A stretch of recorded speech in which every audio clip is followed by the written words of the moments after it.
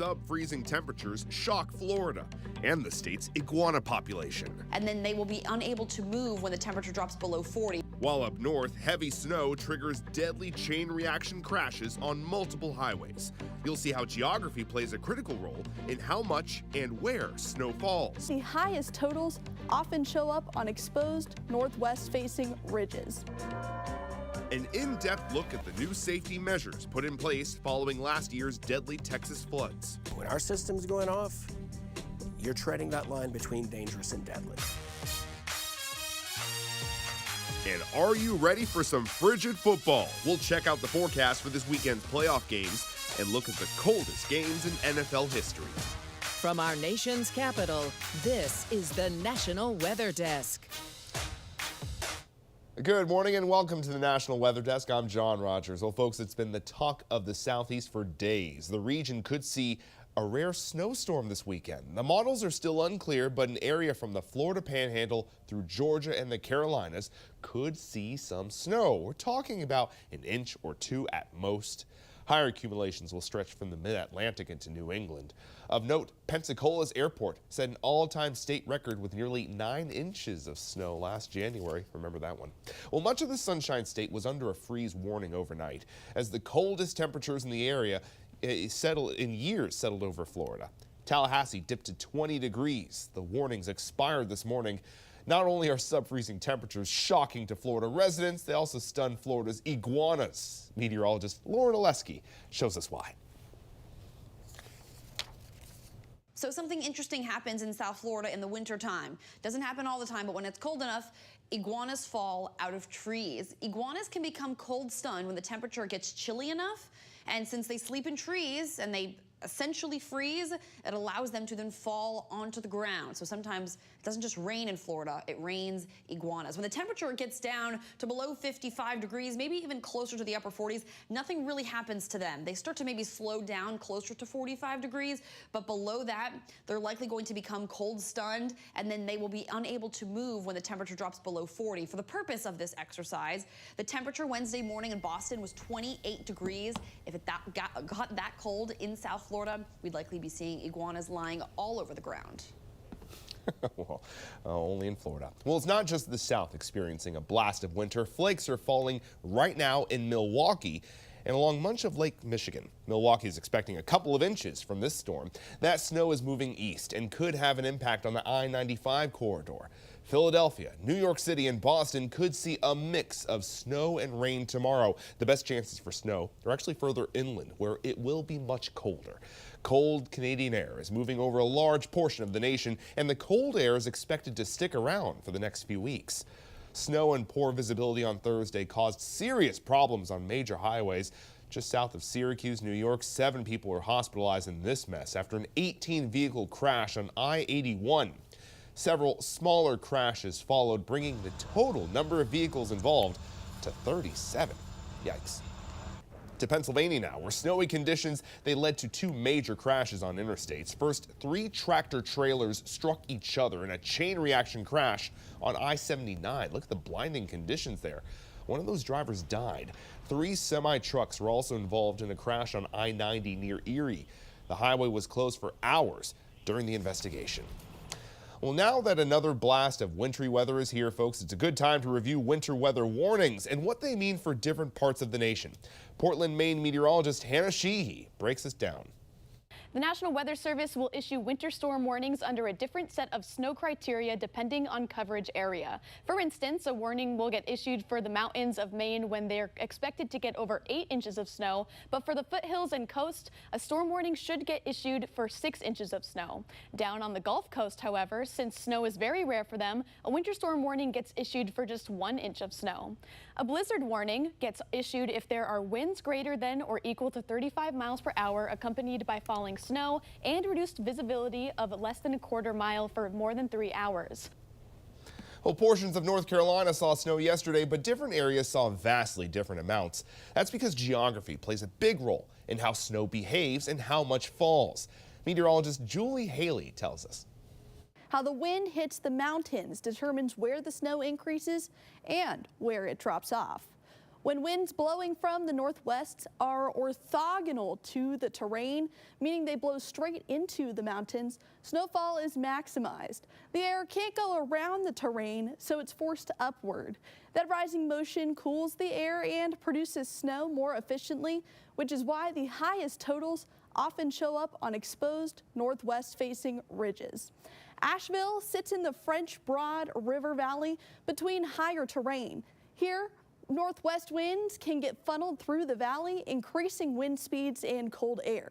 Within Asheville, snowfall totals can vary depending on elevation and proximity to surrounding slopes. Not every northwest wind hits the mountains head on. When winds aren't exactly orthogonal and come in at an angle, the air tends to slide along the terrain instead of rising. The weaker lift tends to lower snow totals, especially at lower elevations. And when northwest winds are both strong and properly aligned, upslope snow is maximized. Air rises efficiently, clouds build, and snowfall increases. The Smokies and other northwest-facing slopes consistently see the highest totals in these setups. Small changes in wind direction and terrain can produce large differences in snowfall across western North Carolina. Orthogonal. Learned a new word today. Well, snow is not an issue in Texas this weekend, but there is a big risk for wildfires. That's because parts of West Texas have gone 44 days without any rain. As Tori Garcia reports, those dry conditions mixed with high winds could be a recipe for disaster. We have systems moving across, including cold fronts, that are bringing these very gusty winds, but not bringing us any moisture with them and only cooling our temperatures down back to where they should be. So we're having warm conditions all the time, gusty winds continuing across the area, and not a lot of rainfall. So these elevated fire conditions happen quickly. And those winds aren't just an inconvenience. They can turn small fires into big problems. Meteorologists say we're seeing a lot of dry fronts, bringing wind but no rain. Even on days where it's not super warm and not super dry, a fire can still spread very quickly with just the slightest bit of wind because we have been so dry for so long. The Texas A&M Forest Service says most fires start with simple mistakes. If you're going to have a fire outside, make sure to have a ring around your fire of bare mineral soil. If you're going to be grilling, make sure there's a grate over it or something covering it to reduce that. Make sure if you're going to be traveling, make sure that your tires are properly inflated, and so that if you blow a tire, you're not causing sparks. Looking ahead, spring could ease the risk, but only if the rain shows up. So folks, check out this scene here. This mesmerizing time lapse shows a thick layer of fog mutating over Occonan Lake in British Columbia, Canada. The lake is a popular spot for swimming, boating, and paddling, but it also has the dubious distinction of being deadly. More than 10% of all accidental drownings in British Columbia happen right there. Wow.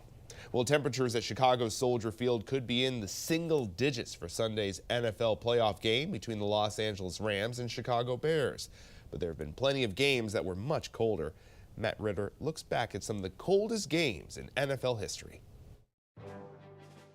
At number 5 is the 2008 NFC title game between the Giants and Packers in Green Bay. The temperature was 1 degree below zero with a wind chill of 23 below. New York won the game and won the Super Bowl 2 weeks later. The fourth coldest was just 2 years ago when Miami visited Kansas City in the AFC wildcard game. The temperature at kickoff was 4 below, the wind chill was 27 below. The extreme cold led to frostbite injuries, with some fans needing amputations of fingers and toes. When Seattle visited Minnesota in the 2016 playoffs, it was 6 degrees below zero with a wind chill of 25 below. The Vikings moved into an indoor stadium the following season. The second coldest game in NFL history is known as the Freezer Bowl. The Bengals beat the Chargers as temperatures were 9 degrees below zero with a wind chill of 59 below. And the coldest game in NFL history is one of the most famous. The Packers defeated the Cowboys in the 1967 NFL Championship game known as the Ice Bowl. It was 13 degrees below zero with a wind chill of 48 below. My goodness. Well, coming up on the National Weather Desk, we'll have our football forecast, hopefully a little warmer, and see what type of weather to expect for this weekend's NFL playoff games.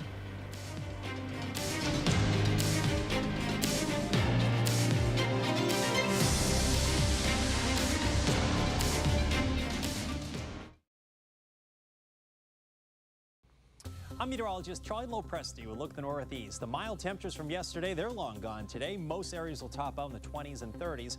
Factor in a westerly wind gusting 20 to 30 miles per hour. Wind chills will be in the teens for most of the day. The good news is most of the Northeast will enjoy a lot of sunshine. That's 2 o'clock in the afternoon. Now, as we go into Saturday, expect a lot more clouds. A little low pressure center moving by offshore will probably produce a period of light snow. Keep an eye on an ocean storm tracking to our east on Sunday.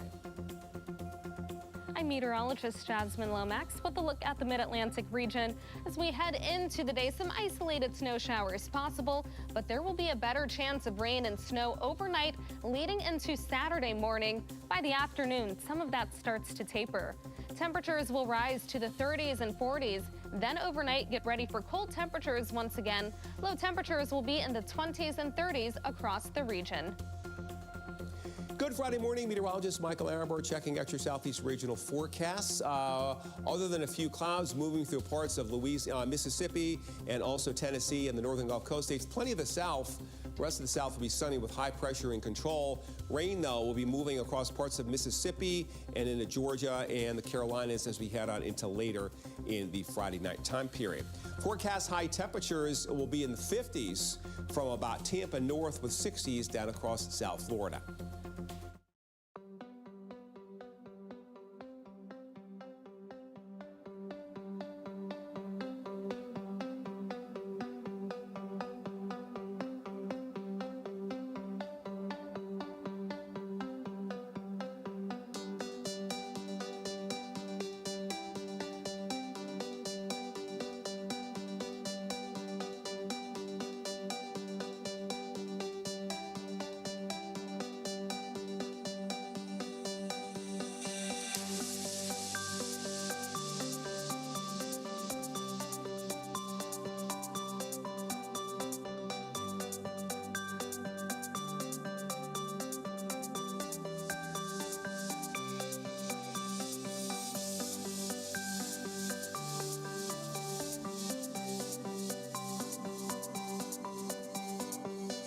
Weather Window, presented by the National Weather Desk. A beautiful sunset near Salt Lake City this week, but what you see below the light is inversion-trapped smoke, which was unable to escape beyond the warmer air aloft. This snapshot of morning fog was taken near Yakima, Washington, and Thursday, a snowy morning in Asheville, and we'll end with this brilliant western Montana sunrise. For more content like this, subscribe to the National Weather Desk's YouTube channel. Camp Mystic in Kerr County, Texas was devastated by a deadly July 4th flood. 27 campers and counselors were killed, and now new safety improvements along the Guadalupe River aim to prevent a similar tragedy from ever happening again. Jay Avila has more. This is our RS-1A flood tower. Beginning in May, campers will be protected by these siren and light towers built by a new company called River Sentry. They detect severe floodwaters and automatically sound an alarm without relying on external electricity or cell phone service. Instantly, you're getting light. It's going to light up, super bright light. These lights come off fire trucks. It's going to light up the egress, light up the path uphill. And you're getting 135 decibels from the source, 75 decibels inside where you're sleeping. This indoor test shows how the towers communicate with each other to trigger their sirens simultaneously. The 100 devices will be staggered every 2.5 miles along the Guadalupe and creeks that feed into it. They use a wireless technology that doesn't need cell towers to sound an early warning when flooding is detected upstream. River Sentry claims its system will only go off when major flooding is occurring and will not sound false alarms. When our system's going off, you're treading that line between dangerous and deadly. Why is it so important not to have false alarms? Because people grow numb to them. Eastland says he and the directors of other nearby camps are confident in the technology, which will be in place before Kerr County installs a flood siren system funded by tax dollars. Do you think a system like this might have saved your dad's life and the lives of the others? I do. My dad was obsessed with monitoring the weather all his years at camp. I believe we owe it to our parents that entrust us with their children to come to camp now that we know what this river can do. With the siren towers in place, Camp Mystic Cypress Lake here is set to reopen to campers this summer. The towers are also going in at the original Camp Mystic where all the deaths occurred, but the Eastland family hasn't yet determined when that will reopen. Well, this week on our podcast, Off the Radar, we talk about how deadly flooding events are increasing year over year. Check out this preview of that episode. When catastrophic flooding hits, we usually look at rainfall totals. Inches, feet, records broken. But what if the most important number comes before the rain ever starts? In 2024 and 2025, floods across the United States and around the world unfolded with terrifying speed. Overwhelming communities, stranding families, and shattering records that once seemed untouchable. A new investigation by the Washington Post suggests the real story isn't happening on the ground. It's happening way above our heads. Using a powerful metric called integrated vapor transport, the reporting reveals how massive flows of atmospheric moisture are intensifying for certain parts of the globe, creating hotspots that turn storms into deadly floods. Today we're going off the radar to understand how these hidden currents are shaping our weather, our communities, and our future. And you can find Off the Radar anywhere you listen to your favorite podcasts. New episodes drop every Tuesday. Well, much of our weather is influenced by what happens in the Pacific Ocean along the equator, and that includes shifts between El Nino and La Nina. And recently, there have been some big abrupt changes. Meteorologist Phil DeCastro explains. El Nino and La Nina are the two phases of what is collectively known as the El Nino Southern Oscillation, or ENSO for short. They're the swings back and forth from unusually warm to unusually cool sea surface temperatures in the Pacific Ocean along the equator. And since this past September, we have been in a weak La Nina. That means those sea surface temperatures have been cooler than usual. And that's actually where we're at right now. You can see all these blues here along the equator for the most part. That indicates those unusually cool waters. And even last fall, the long-term outlook suggested a return to more neutral conditions by this spring and potentially even El Nino conditions by summer.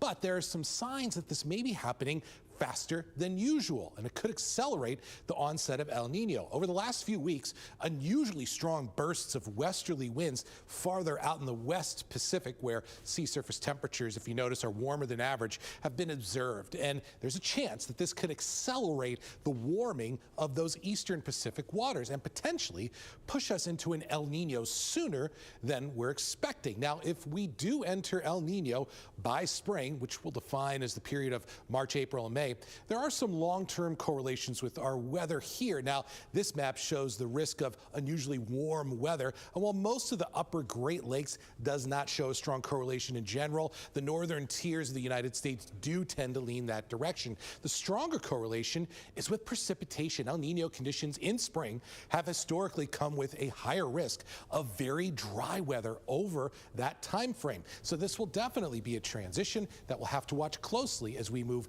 out of winter. Well, here's something that might surprise you. Despite the fact that we're in the middle of a winter, there's still a risk of sunburn, even on cloudy days. Meteorologist Violet Skybor explains. Vitamin D, when your skin produces it, creates strong bones, immune support, mood regulation, muscle and brain function. But you may notice on a cloudy day, not a lot of people outside, even though you still can get vitamin D and even a sunburn on a cloudy day.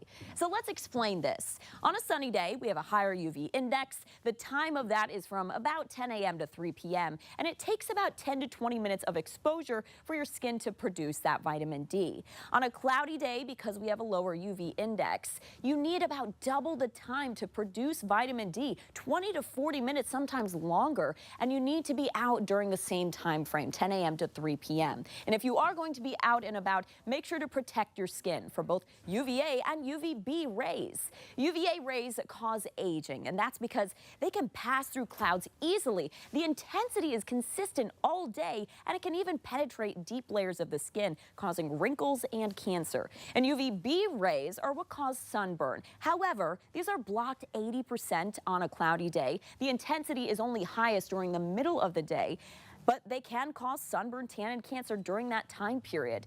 Keep in mind in the winter, even though the UV rays are lower, it reflects off snow and the snow can actually amplify it. So in the winter when the UV is lower, the albedo or reflection from the snow amplifies it to nearly summer strength. And summer strength can be anywhere from a high to extreme UV index with burn time around 30 to 20 minutes on a sunny day with that snowpack. So make sure to use sunscreen if you're going to be out and about. Interesting. Well, as we head to break, we take in the views of Florida's highway to the Keys.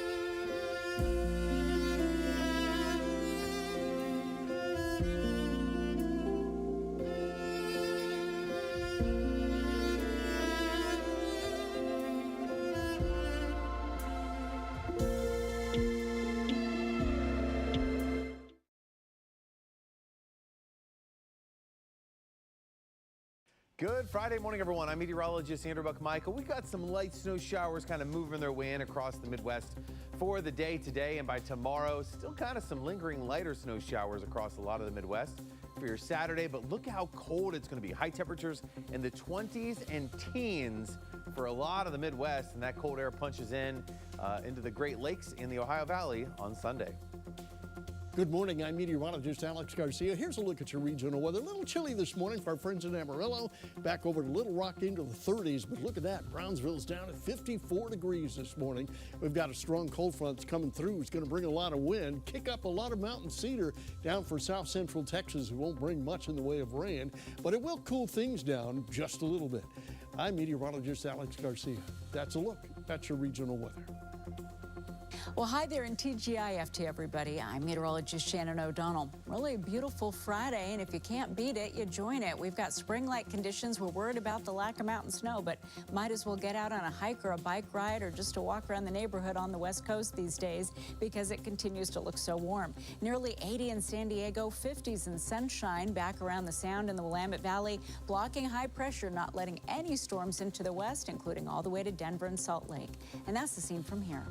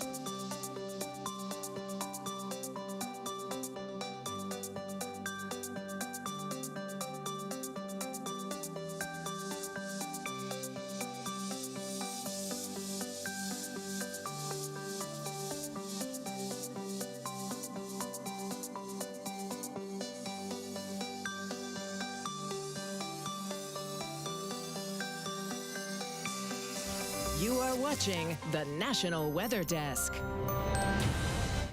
Well, now let's go check out the weather forecast for this weekend's NFL playoff games with meteorologist Katie Morgan. Gearing up for some great football this upcoming weekend. Let's take a look at the NFL matchups that we have as we head into Saturday and Sunday. And this stretches from sea to shining sea. We're going to start on the West Coast. Those are our Saturday games. The 49ers in Seattle taking on the Seahawks. Temperatures look to be around 45 at kickoff with a partly cloudy sky. Not too bad in Denver for the 4:30 matchup. The Bills in town taking on the Broncos with a partly cloudy sky. And then our Sunday matchups, a very cold game expected at Soldier Field. The Rams in town taking on the Bears in Chicago. Temperature at 16, the wind chill could be near 0 during the game. And then the Texans in town taking on the Patriots in Massachusetts. We'll see temperatures in the mid-30s with partly cloudy skies at kickoff. Hope you guys are having a great start to your Friday. Have a good weekend. You too, Katie. Well, we'd love to share your weather content on the air. You can find us on all of your favorite social media platforms. Just search the National Weather Desk. We'll be right back.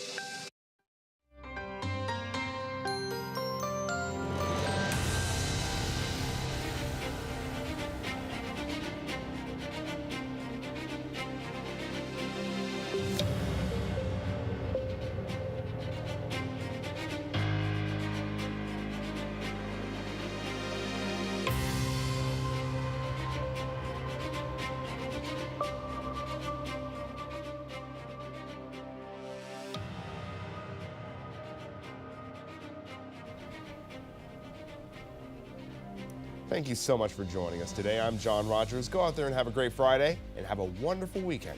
We'll see you right back here on Monday.